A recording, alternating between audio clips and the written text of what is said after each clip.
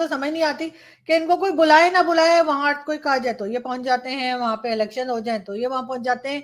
और जिस तरह से ठंडा ठर किस्म का रिस्पांस था, यानी कि टर्की आके उनके प्रेसिडेंट की तरफ से शहबाज शरीफ साहब के लिए, वो तो साफ देखा ही जा सकता था। लेकिन शहबाज शरीफ साहब को उसके ऊपर भी कोई शर्मिंदगी नहीं है, और वो मुसलसल उनके गले पड़ने की कोशिश कर रहे थे, जो साफ नजर आ रहा था। लेकिन कब तक वो ये हरकतें करते रहेंगे कुछ कहा नहीं जा सकता। पता नहीं इनके एडवाइजर्स, इनके जो बाकी के मिनिस्टर्स हैं या इनकी फैमिली इनको रोकती क्यों नहीं है कि जी आप मत जाइए इस तरह से बिन बुलाए मेहमान, जबरदस्ती के मेहमान।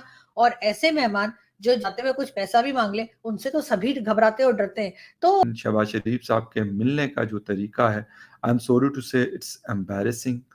लेकिन बहरहाल शहबाज शरीफ साहब को कोई फर्क पड़ा नहीं, वो पहुंच गए और उसके बाद वो गले भी पड़ गए। लेकिन आप देखते हैं हो सकता है कि कुछ शर्म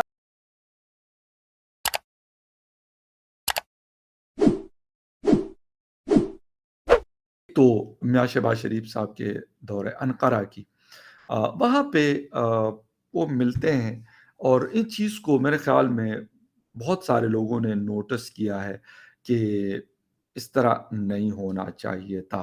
जप्पी वाला जो सीन है, अक्सर हम देखते हैं Indian prime minister Narendra Modi साहब गले मिलते हैं। पहली दफ़ा गालिबन डोनाल्ड ट्रंप के साथ उन्होंने ऐसे ही वो किया था। तो ट्रंप शायद इस बात से अवेयर होंगे कि भाई मोदी साहब जो हैं वो मुझे जप्पी पाएँगे, तो उन्होंने प्रॉपर एक जप्पी पाई। फिर अभी हमने उनको जापान में भी देखा, हिरोशिमा में, जब G7 समिट थी तो वहाँ पे भी बहुत सारे वर्ल्ड लीडर्स के साथ उनकी जो मुलाकातें हुई, तो बाकायदा उन्होंने जप्पी पाई। लेकिन ज़रूरी नहीं है कि यार आप हर किसी के साथ वो करें। ठीक है, एक तरीक़ाकार है, एक प्रोटोकॉल होता है, कुछ लोग होते हैं वो मिलते हैं, कुछ लोग होते हैं वो नहीं मिलते। तो मुझे दुःख इस चीज़ का हुआ कि हमारे जो प्राइम मिनिस्टर साहब हैं, शहबाज शरीफ साहब, इनके हवाले से इस तरह की बहुत सारी चीज़ें आती हैं कि यार इनको बड़ी ग्रूमिंग की शायद ज़रूरत है, बहुत सारी ऐसी चीज़ें हैं। हालाँकि हो सकता है इंसान अच्छे हों, बेचारे शायद कोशिश भी करते हैं काम करने की, लेकिन ये अलग बात है कि एज़ अ प्राइम मिनिस्टर उनसे कुछ इतना कुछ हो नहीं पाया, या पाकिस्तान के अंदर लिबर्टी है, बात करने की आज़ादी है। और वो जो उनका एक फ़ैन मोमेंट है, वो तैयब उर्दगान के ऐसे पता नहीं कितने को बड़े फ़ैन है। Tayyip Erdogan is very important player in Turkey, इसमें कोई शक नहीं है। वो टर्की गए हैं, उन्होंने तैयब उर्दगान ने बुलाया। पहले तो मुझे दुख है, देखें ये जो चीज़ें होती हैं, आपको बुलाया, बहुत सारे और लीडर्स को भी बुलाया। जिस तरह आप पिछली रो में बैठे हुए थे शहबाज शरीफ साहब, खैर कोई बात नहीं, पिछली रो में भी सारी बातें लोग ही लीडर ही बैठते हैं, पहली रो में कोई और बैठा होगा। असी बड़ी अहमियत देने हैं कि जी हमारा टर्की बड़ा रिलेशन है, रिलेशन वाकई बहुत बड़ा है, इसमें कोई इंपॉर्टेंट नहीं है। लेकिन सेकंड रो में बैठे, फिर जब टर्की वो तैयब उर्दगान साहब शहबाज शरीफ साहब को मिलने लगे, तो तैयब उर्दगान ने अपनी जगह तो नहीं लिया, और शहबाज शरीफ साहब एवं पच पच जो है ना वो बोसे दे रहे हैं, कभी इधर होते हैं, कभी दाएं होते हैं, कभी बाएं होते हैं, और उनको कह रहे हैं मैं तो जो अम्ब लेके आए, मैं मैंगो लेके आए, और ये कर रहा हूँ, मैं आधे अपनी बहन के लिए लेके आऊँ, आधे अपने भाई के लिए लेके आया। तो वो जो एक प्राइम मिनिस्टर मटीरियल होता है वो नहीं था।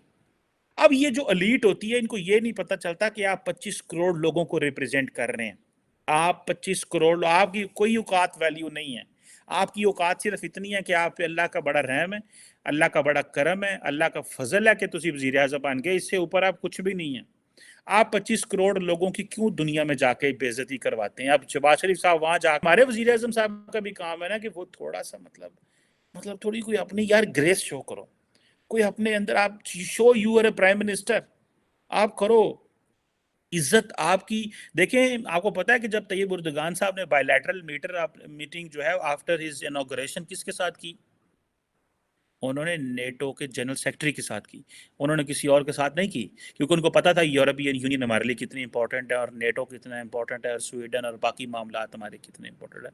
सो खुदारा अपने आप को थोड़ी वैल्यू दें, अपने आप को थोड़ा इकट्ठा करें। आप लोग अगर छोटे दिमाग के लोग हैं, आप लोग अगर छोटे हैं, तो इसका मतलब ये नहीं है कि इस मुल्क को छोटा कर दें। हमारा कॉन्फिडेंस के साथ ना खेलें, हमारे एतमाद के साथ ना खेलें।